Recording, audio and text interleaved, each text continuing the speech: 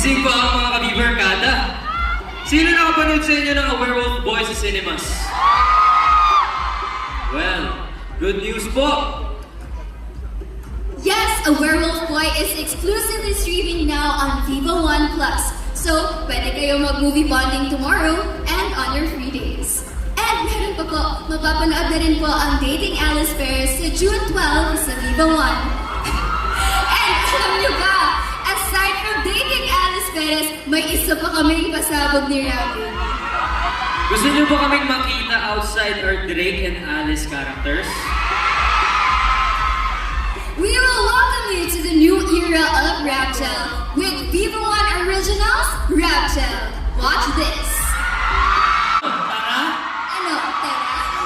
Thank you so much po, Vivo One, for this opportunity. Promise po, magugustuhan niyo ang mga mapapanood niyo sa Vivo One Originals Raptel. Mapapanood nyo na po yan sa May 15, only on Vivo One. Abangan niyo po ang mga episodes, makakasama po namin.